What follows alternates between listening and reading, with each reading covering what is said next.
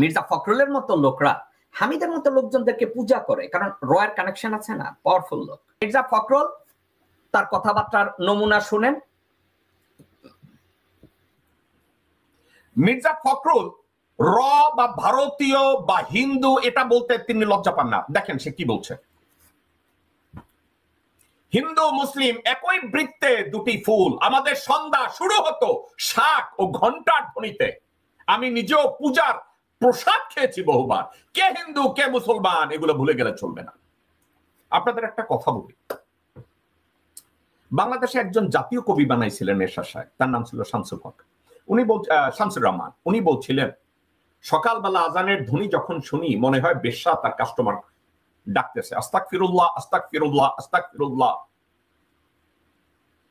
এটা শুনে আল্লামা দেলোয়ার হোসেন সাইদি উনি বলেছিলেন শামসুর রহমানের এই মন্তব্যের পরে যে তা তো শুনবাই, ফজরের সময় আজান শুই না তুমি বেশ্যার ডাকি তো মনে হবে, যার যেটা অভ্যাস ছোটকাল থেকে, যার যেটা প্র্যাকটিস। তো মির্জা ফখরুল যদি কয়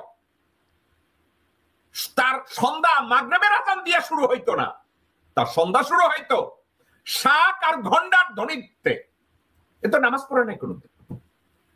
নামাজের ভারতের যৌথ নাগরিক, দ্বৈত নাগরিক, ভারতীয় নাগরিক, বাংলাদেশের নাগরিক, সন্ধ্যার সময় হ্যাঁ ঘরে হ্যাঁ ডুগডুগি বাজাইতো, তবলা বাজাইতো, ওখানে তো আর আল্লাহু আকবার কইয়া কেউ নামাজ পড়তো না, তার কানে তো কোরআনের ধ্বনি যাইতো না, তার কানে তো হাদিস ঢুকতো না, তার কানে ঢুকতো ওইটা।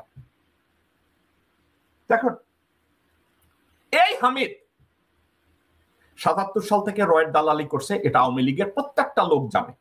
ওই কিশোরগঞ্জের ফজা আছে না, যে শুয়ারের বাচ্চা আজে বাজে কথা কয়, এই ফজা, ফজলুর রহমান, এই হারামজাদা। আমি অনেক সময় বলি কেউ যদি দুইটা লাথি দেয় তাহলে আমি পয়সা দেব। আমার বলতে ইচ্ছা করে এই বলদের বাচ্চারা কেউ দুইটা লাথি দেয় না কেন, দুইটা যদি কেউ লাথি দেয় তাহলে তো আমি খুশি হয়ে যাই, তারা একটা গিফট পাঠাইতে পারে। আচ্ছা, তো এখন এই ফজার মতো লোকজনরা বলছে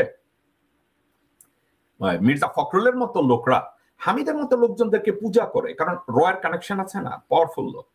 রয়ের লোকজনরা ভারতীয় হাই কমিশনে যাইয়া বৈশা বৈশা মদ খায়, বিয়ার খায়, লাগে একটু গরুর মুতো খায় বা গোবর খায়, এবং ভারতে যেতে গেলে তাদের কোনো চিকিৎসা খরচ লাগে না, তাদের কোনো ভিসা লাগে না, তাদের প্লেন ফেয়ার দিয়ে দেয়। এটা এই চর্চাটা শুরু করছে কিন্তু সিরাজুল আলম খান, ওই দাড়ি মোসালা কুত্তার বাচ্চা, যারে আপনারা কেউ দাদাবাই, গুরুবাই, হারামজাদাবাই, তত্ত্ববাই, তাত্ত্বিক, বালছোল কেউ বলেন না, সিরাজুল আলম খান ওই শুয়ারের বাচ্চারে দিয়া এই রয়ের বাতলামি আপলামি শুরু হয়েছে।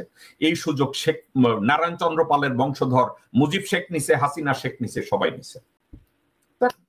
হামিদ যদি ৭৭ সাল থেকে এই রয়ের সেবা যত্ন করে, রয়ের সেবা দাস হয়, রয়ের সেবা দাস হয়েছে। এবং আরো একটা কথা, 99% রয়ের সেবা দাসরা দ্বৈতভাবে ভারতের নাগরিক, তাহলে হামিদও ভারতের নাগরিক, অবাক হওয়ার কিছু নাই।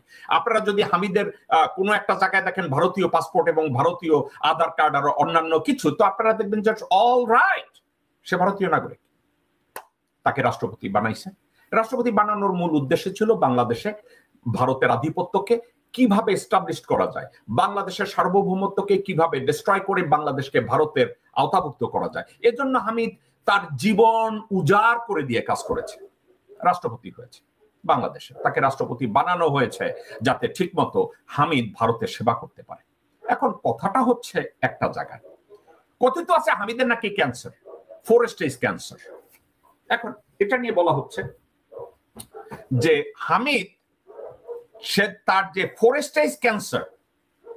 স্টেজ ক্যান্সারে তাকে তার নিতে হয়, কেমোথেরাপি নিতে হয়। এখন কেমোথেরাপি নিতে গেলে